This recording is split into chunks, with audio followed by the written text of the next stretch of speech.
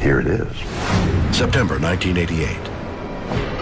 It is the start of the fall semester at the University of California, Davis, where Cheryl Welsh is beginning life as a law student. I grew up in Sacramento, California. I was a receptionist at Kaiser Hospital for 10 years. I decided that I wanted to go back to school, so I went to UC Davis. But as her studies get underway, things change. I know what normal life is, and life became very abnormal. It starts with her telephone. Usually you pick up a phone, you hear dial tone, but my phone, there would be click noises. There'd be a long pause, then static.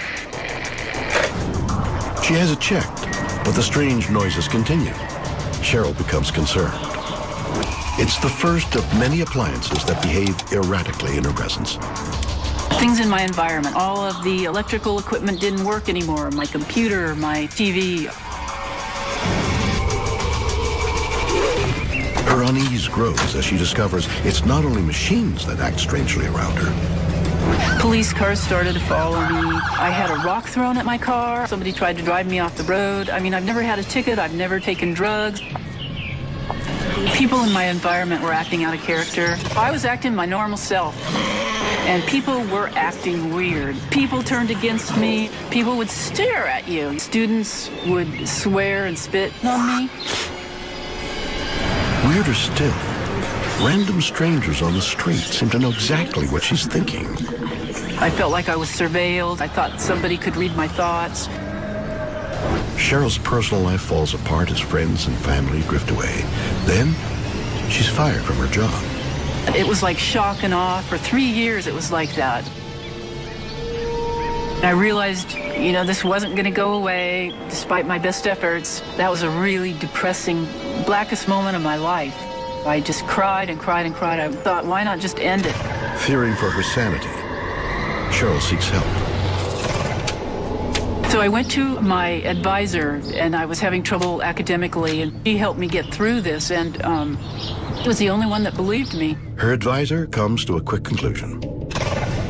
Cheryl is the victim of a deliberate and organized campaign of harassment. But who is behind it? First, we checked out. We thought, maybe there's a psychology experiment. They're trying to stress you out. There was no psychology experiment. So I hired private investigators, and I tried to figure out if there were any bugs in my apartment. Nothing. And talking to my advisor, we both figured only the government would have this kind of control over your telephone or what you did in the privacy of your apartment. Deciding to investigate, Cheryl gains access to government documents. They reveal the unthinkable. A top-secret experiment is subjecting everyday citizens to mind control. Major countries have developed this secret mind control technology, especially Russia and the United States. She's convinced the people who harassed her were under mind control and didn't even know it. Somebody is making them do things, you know, without their knowing it. But why choose Cheryl? You're going to need to experiment on a lot of people. You can't do it ethically, so you're going to do it covertly, you know. She thinks she knows what put her on the government's radar. Before I went to UC Davis, I went to the Army recruiting office. I filled out the forms. I put in my application, but I went to UC Davis instead. And then after that was when this happened. After networking with other victims, they have that connection. Former people who applied to the CIA, former people who have relatives in the government or the CIA are often targets. Are the minds of innocent citizens being controlled by government-sanctioned experiments? Is Cheryl Welsh telling the truth, or are her claims absurd? Just another conspiracy theory that's impossible to prove? Maybe. But not if you listen to Nick Begich. I think there's some good evidence that Cheryl Welsh and many of the other people I've spoken with have been victimized by this electromagnetic mind control experiments.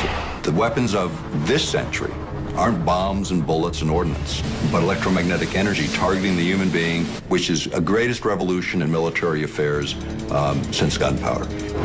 Begich is an expert in government mind control. He is convinced the Pentagon has mastered a technology once thought to be science fiction, the ability to broadcast information directly into the human brain. Our government began spending a lot of time looking at how to modify behavior of human beings. Going back to the Korean War, in fact, in a publication, Low-Intensity Conflict in Modern Technology, they have a chapter on electromagnetic weapon systems, being able to not just to debilitate someone, but actually even to stimulate certain activities within the brain. But how? HAARP is the High Frequency Active Auroral Research Project, which started as a joint effort of the Air Force and Navy. This is a very large array or field of antennas based in Alaska, radio frequency antennas. HAARP antennas transmit powerful radio signals into the upper atmosphere to study the effects on wireless communications. But Begich says HAARP can also be used for more sinister ends. HAARP has announced several other programs and campaigns, and there's two areas that I got very concerned about. One was weather modification applications. The other was the effect on human beings. If you can modulate a signal that the brain locks onto, recognizes, and begins to mirror or follow the frequency following response, the brain rhythms change, then it creates a chemical cascade within the brain and the emotions change. Now the resolution gets finer and finer and finer. And it used to just to be about triggering emotions. You could change people's brain chemistry pretty readily, change their emotional state pretty easily. But when you get down to the idea of thoughts and being able to manipulate those, that requires a different kind of sophistication. Can we hear sounds without using our ears? Not only is it possible, says Begich, he can prove it using sound recordist Brad Daw. So what I'm going to demonstrate is a earth pulse sound wave. And what this is an infrasound device. It's just a small electronic circuit that we run a CD player playing some Bach into our circuit and then comes out through two piezoelectric transducers. So I'm going to place these transducers on your face. You're going to block your ears tightly. We put those in contact with the skin and listen. Yeah. So what do you hear? I hear the music, yeah, loudly.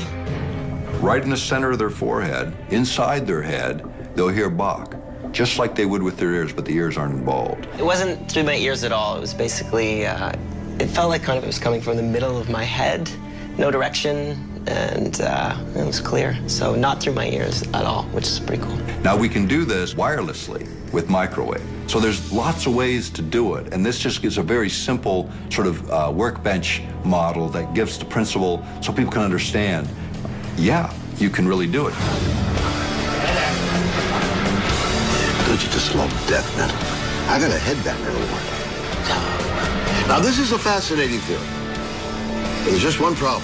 I'm not sure these piezoelectric transducers are going to catch on as a fashion accessory. And frankly, I don't even know what piezoelectric means.